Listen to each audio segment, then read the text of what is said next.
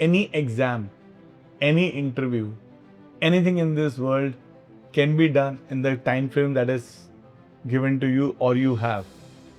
Only thing is, time ज़्यादा है तो you can be a little more relaxed. Time कम है तो you have to be much more smarter. Somebody is going to tell you 10 घंटे पढ़ लेना पूरे दिन में. Somebody is going to tell you 10,000 questions कर लेना पूरे दिन में. Somebody is going to tell you कि यार पूरे PYQ करके चले जाना. There is a fair chance of you getting recommended. That is not your aim. Aim बहुत clear है. Final merit. There cannot be any dilution in that aim. जिंदगी के 6 मिनट भी बहुत कीमती हैं. 6 महीने क्यों बर्बाद करने हैं? तो today I am not going to give you any motivational lecture. I am not going to talk to you about what you can do, because I'm very very sure that if you decide, if you have it in your mind, you will be able to do it. Let me give you a road map. क्योंकि process अगर clear है ना, sky is the limit. You'll be surprised to know that every year there's so many of our students who come to for the SSB and the written part. They talk to us and they say कि sir मैंने तो इतना इतना पढ़ा था और मैं recommend हो गया. तो आई वंडर कि क्या पूरा सिलेबस करना ज़रूरी है. फिर मेरा दिमाग गया वापस बोर्ड्स की तरफ. आपको याद है आप अपने नोट्स बनाते थे, सब कुछ करते थे, और आप लास्ट में क्या करते थे? एग्जाम में अगर मान लेते हैं, अगर CBSE ने 2 दिन की छुट्टी दी है और मान लेते हैं फिजिक्स का पेपर है, तो पूरा सिलेबस दोबारा करते थे? नो. बट आप क्या करते थे? आप बहुत स्पेसिफिक जाते थे. जो मुश्किल हैं, जो थोड़े से आपको कठिन लगते हैं, या जो टॉपिक जिनको आपको रिविजन की ज़रूरत आपको लगता है, उनकी तरफ जाते. So let me be very honest with you. See, अगर आपके बेसिक्स क्लियर हैं, फंडामेंटल्स क्लियर हैं, तो ये जो रोड मैप है ये आपको एकदम जैसे गुलेल से फेंकते हैं ना पत्थर, सीधा मेरिट की तरफ भेजेगा. Let's say your basics are not clear, तो definitely you will have to work little harder, and that is not an indication कि you will make it or you won't make it. You are still going to make it, but make sure that you work a little harder for that. So just grab your notebook, grab your pen, and let's start. If this is your first time to Invencio, welcome. All our future leaders, everyone is a soldier, and let's make sure that you are adequately weaponized to fight this battle of AFCAT. At Invencio, I am just not interested in making you clear your written exam or your SSB. I want to create a future warrior. Be it your entrepreneurship, be it any other corporate domain, and of course, defense forces. That is our prima donna, that is the mainstay. Because anything and everything can be achieved with 4 simple things: decision-making ability, adaptability, discipline, and consistency. Sun Tzu said that if you know yourself, then you will never face defeat in battle. सो पहले हम ये पता कर लेते हैं कि दुश्मन के पास क्या है, फिर हम ये पता करेंगे कि हमारे पास क्या है. तो हमारा दुश्मन यहाँ पे क्या है? AFCAT का एग्जाम. 300 मार्क्स का पेपर है जो आपको 2 घंटे में, यानी कि 100 क्वेश्चन हैं जो आपको 2 घंटे में कंप्लीट करने हैं. 4 sections: English, maths, reasoning ability and GS. Your target should not be 100 question. I tell you Y.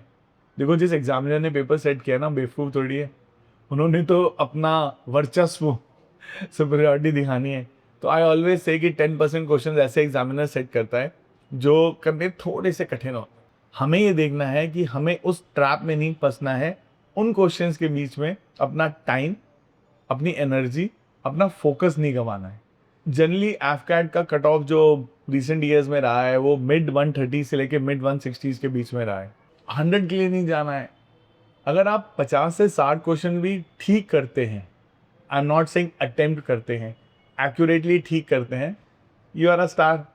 Hair you need efficiency and a discipline on yourself कि आता है नहीं आता है, आता है नहीं आता है, commitment and courage. Now let's say there are X number of topics in maths. तो अगर आप हर टॉपिक के लिए, लेट्स से X टॉपिक्स हैं, 21 डेज है, डिवाइड करोगे 21 से, तो रोज़ 5-5, 10-10 मिनट बहुत मुश्किल. सिमिलरली अगर आप दिन भी कंट्रीब्यूट कर दोगे उसके लिए, वो भी बहुत मुश्किल है. Why don't we follow the 80-20 Pareto principle कि 20% का जो सिलेबस है उसमें से 80% क्वेश्चंस आते हैं. रादर आई विल से 20% में से बल्क क्वेश्चंस आते हैं. Come on, let's find these topics. It's not very difficult. जो अमूमन देखा गया है हाई रिटर्न टॉपिक्स, जैसे इंग्लिश में error detection, vocabulary, synonyms, antonyms, idioms, reading comprehension, और फाइनली क्लोज टेस्ट. अब मैं अगर आपको बोलूं कि आप, जैसे मैंने पहले अपने पॉडकास्ट में भी बताया कि एक वोकैबुलरी के लिए आप अपनी एक डिक्शनरी बनाइए, रोज़ एक वर्ड लीजिए. अगर वो आप अभी तक नहीं कर पाए हो और आप डिक्शनरी के वर्ड याद करना शुरू कर दोगे, बहुत मुश्किल हो जाएगा। क्या करें क्या ना करें? Why don't we do one thing, हम एडिटोरियल पढ़ते हैं, हम PYQs पढ़ते हैं, हम उन आर्टिकल्स की तरफ देखते हैं जो आर्टिकल्स बहुत ज़्यादा रेलिवेंट हैं हमारे GS के लिए भी। और you see definitely there be certain words which you would not be knowing, so वो ऑटोमेटिकली आपके पास एक बैंक बन जाएगा, एक वोकैबुलरी का पोथा बन जाएगा जिसके अंदर से आप एंटोनिम और सिनोनिम उनके निकाल सकते हैं। तो आप 3 तरीके से आपका फ़ायदा हो रहा है। पहला, आप GS के लिए भी प्रिपेयर हो रहे हो क्योंकि आप वो एडिटोरियल पढ़ रहे हो, पर्सपेक्टिव पढ़ रहे हो, एनालिसिस कर रहे हो। सेकेंडली, आपको एंटोनिम भी हो गए और सिनोनिम भी हो गए। और थर्ड, आपकी जो फाइनल मेरिट के लिए जब बाद में SSB आएगी उसके लिए भी आपकी वोकैबुलरी बहुत इंप्रूव हो रही है, because you are now writing those words in some form or another. मैंने जैसे आपको बताया मेरी इंग्लिश बहुत अच्छी नहीं थी, तो मैं क्या करता था, एक डिक्शनरी बनाई मैंने और कहीं भी कोई वर्ड मिल गया, एक्सीलेंस, सेंटर, दिस दैट, उनके ऊपर मैं एंटोनिम, सिनोनिम और अपना सेंटेंस बना लेता था। और फिर उस दिन मैं उस सेंटेंस को यूज़ करता था। पता है, जब उस सेंटेंस को आप यूज़ करेंगे आपके जहन में चला जाएगा, किसी कॉन्टेक्स्ट में यूज़ करेंगे, कभी वो गलत भी हो सकता है, कभी वो सही भी हो जाता है। बेशरम बनो, ज़्यादा परेशान नहीं होना कि गलत हो गया तो क्या होगा। इस हमाम में सभी नंगे किसी को ज़्यादा नहीं आता है। आपको भी उतना ही आता है जितना दूसरे वाले को आता है। इनफैक्ट आपको थोड़ा ज़्यादा आता है क्योंकि आप ही वीडियो वॉच कर रहे हो। English done. Now let's come to the reasoning part. तो रीजनिंग ना, बहुत लोग मैंने सुना है बोलते हैं रीडर डाइजेस्ट पढ़ लो, ये कर लो, वो कर लो। नहीं यार, सी वो ज़माना गया जब इधर उधर जो चीज़ें मिल जाती थी उसको पढ़ के हम लोग कुछ अचीव कर लेते थे। आज ज़माना है स्मार्ट का, आज ज़माना है फोकस्ड का।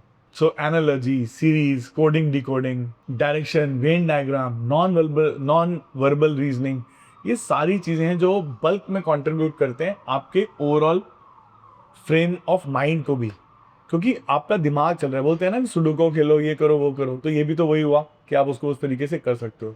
Now comes the second part. Once you have done this, अब क्या करना है, इसका फ़ायदा क्या होगा? सर एग्जाम के लिए नहीं, अभी दिसंबर तक तो CSS लगना लागू है ना, तो आप तब तक वो आपकी OAR की प्रैक्टिस भी करा रहा है। यस, एम क्या है? फाइनल मेरिट, ये कभी नहीं भूलना। और कमाल की बात पता है क्या है रीजनिंग की? अब हज़ारों लेक्चर्स ज्वाइन कर लो ना, कोई फ़र्क नहीं पड़ता। कोई बोलता है मैं आधे घंटे में रीजनिंग कराता हूँ, कोई कहता है मैं 1 घंटे में कराता हूँ। My dear future leaders, you all are sensible people, you all are very intelligent, you are far more intelligent than you think you are, so don't be stupid, don't fall prey to such traps. So you have to understand these topics, they will appear repeatedly. Out of syllabus वाला question नहीं है यहाँ पे, सिर्फ थोड़ा सा टेढ़ा मेढ़ा हो सकता है, as I have already shared with you. Examiner को भी तो प्रूव करना है ना अपना पॉइंट। इसके बाद आता है सबसे बड़ा बम, वो है जनरल अवेयरनेस।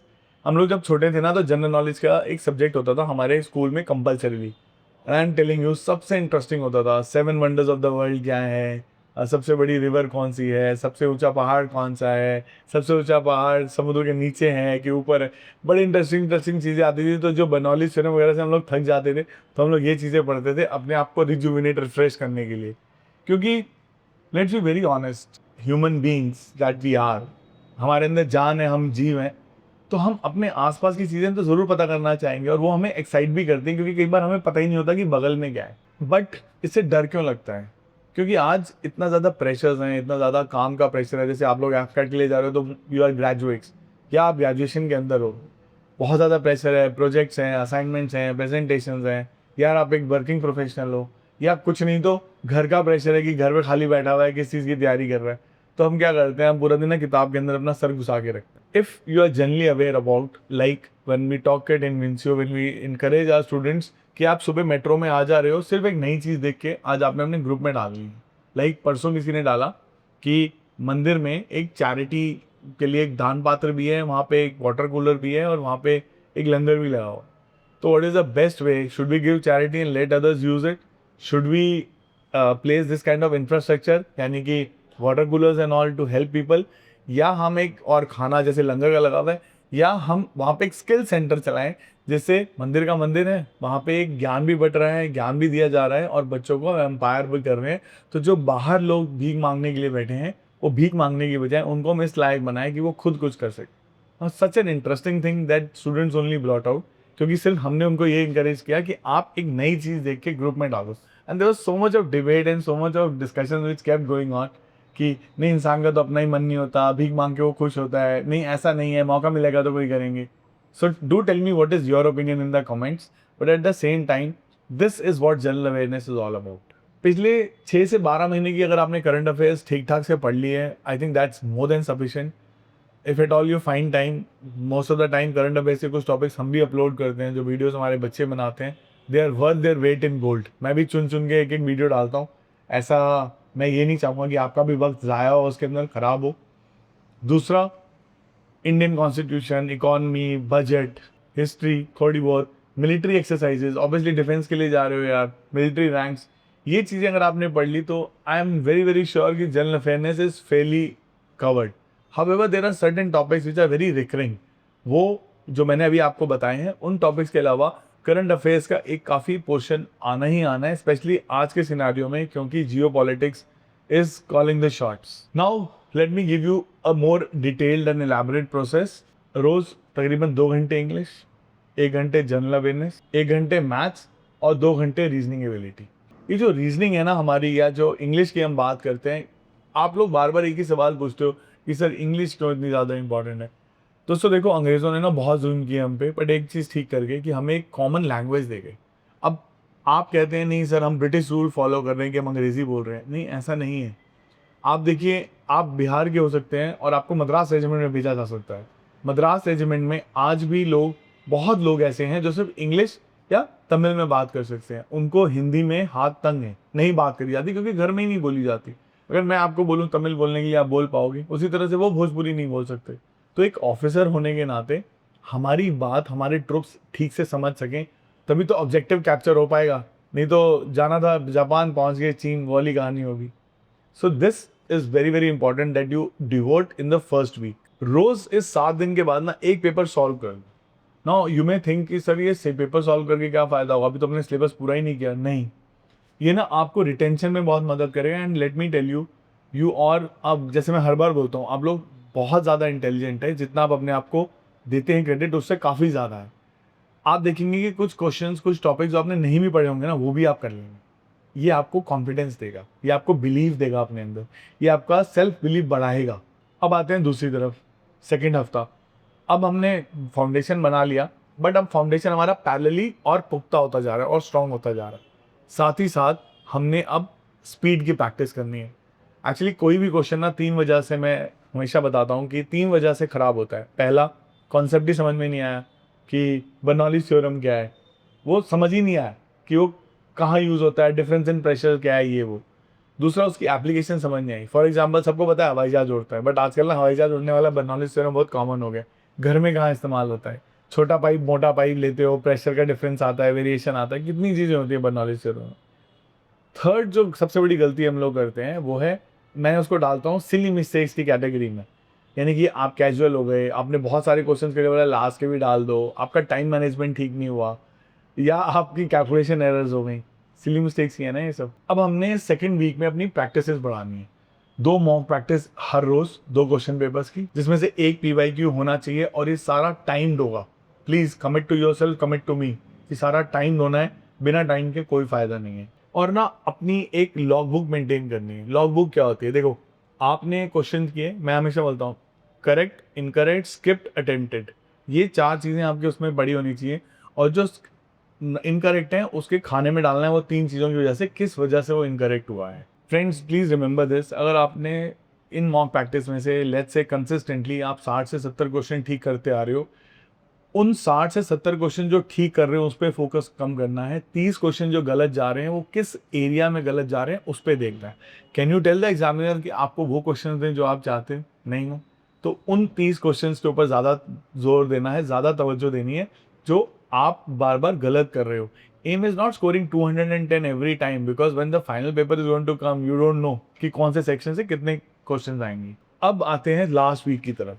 लास्ट वीक में तो कुछ नहीं, फुल मॉक टेस्ट सुबह शाम कम से कम, और बीच में अपनी रनिंग, एक्सरसाइजिंग. दिमाग भी शांत रखना है, कूल रखना है, डी स्ट्रेस होना चाहिए. एंड सिर्फ mock practices, mock practices, mock practices. 7 दूनी 14 question paper, you are a star. Again इसमें भी अपना याद रखना कि जो एरर्स है, वो जो लॉग बुक बनाई है वो और ज़्यादा पुख्ता होनी चाहिए। आप धीरे धीरे देखोगे ये 60 से 70, 80, 90 की तरफ जाएंगे और वो 30 वाले कम होके 10-15 की तरफ आएंगे। 10%, 15% is okay, I will grant it to you. Last weeks यानी कि लास्ट 3-4 दिन में apart from the mock test, please keep carrying out your revisions also. Vocabulary, कुछ फॉर्मूलाज, करंट अफेयर्स और आपकी एरर्स आप कहाँ कहाँ कर रहे हो। पता है जब हमें पता होगा ना, रिमेंबर सुनजू, हमें पता है अपने बारे में, तो कहीं भी हम हारेंगे नहीं। मेरे को एक चीज़ और मेरे काफ़ी स्टूडेंट्स पूछते हैं कि सर पढ़ा तो मैं बहुत अच्छे से जाता हूँ, वहाँ जाके पता नहीं क्या होता है, मैं ब्लैकआउट हो जाता हूँ। जैसे अभी पंकज सीकर की सिंपल लड़की बहुत मेहनत कर गई, बहुत मेहनत करके गई, एंटोनिम सिनोनिम से उसको डर लगता था, जाते ही सबसे पहले एंटोनिम सिनोनिम खोल लिया, जैसे ही उसने खोला ब्लैकआउट हो गई, literally blacked out. However she has got recommended in her written exam, but and she has got recommended in an SSB also. बट मुझे जो डर है शायद वो मेरिट में ना आ पाए, first student she may not be able to make it in merit, so we have already started preparing her for the NDA 2 exam. However, what should you do inside the examination hall is equally important. सबसे पहले सरसरी तौर पे 5 minute दो, सारा question paper देख लो, broadly देख लो। ये मेरी स्ट्रैटेजी है, आप अपनी स्ट्रैटेजी खुद बनाइए। मैं ये रिकमेंड करूंगा बहुत स्ट्रांगली कि इस स्ट्रैटेजी ने मुझे बहुत फ़ायदा दिया है, स्टूडेंट्स को काफ़ी फ़ायदा दिया है, but it may not be of help to you. You may be a person जो एक सेक्शन पहले करता है, दूसरा सेक्शन बाद में करता है। Again it's your choice, you take a call as far as your personality is concerned, where you are weak, where you are strong. So look at the entire question paper, take about 5-7 minutes, then skip the ones जिसमें आपको doubt है, सिर्फ वही question attempt करो जिसमें आपको बहुत ज़्यादा श्योर हो कि ये क्वेश्चन मेरे ठीक है, मुझे इसके आंसर अच्छे से आते हैं। दूसरे राउंड में मॉडरेट क्वेश्चंस की तरफ आ जाओ। मॉडरेट मतलब वो क्वेश्चंस जिसमें आपको थोड़ा बहुत आप डीली डाली होगी, होगा नहीं होगा। राउंड 3 में जो मुश्किल क्वेश्चन है, लाइक से कोई ऐसा टॉपिक या नहीं ध्यान में आ रहा, करंट अफेयर्स का ऐसा कोई चीज़ है जो आपको बिल्कुल ही आपने नहीं पढ़ी हुई, कोई फिगर है, फैक्ट्स हैं, उसकी तरफ देख लो। क्योंकि याद रखना, हर मुश्किल सवाल आपसे आपका टाइम चुरा रहा है, फोकस चुरा रहा है, आपको स्ट्रेस में डाल रहा है। सो डोंट वरी, जो आपने 60 सही किए हैं उनकी तरफ ज़्यादा ध्यान दो ना, 70 जो सही किए हैं। फ्रेंड्स, लास्ट में 5 things. First, previous year question papers are gold. Why? Because most of the time those questions come in some form or other. Syllabus same है, थोड़ी calculations lengthy हो सकती हैं, कुछ आगे पीछे हो सकता है, कोई फिगर आगे पीछे हो सकती है, बट थ्योरम कोई चेंज नहीं कर सकता। सेकेंड, कॉन्सेप्ट तो रिपीट होगा ही होगा, पैटर्न्स रिपीट होंगे ही होंगे।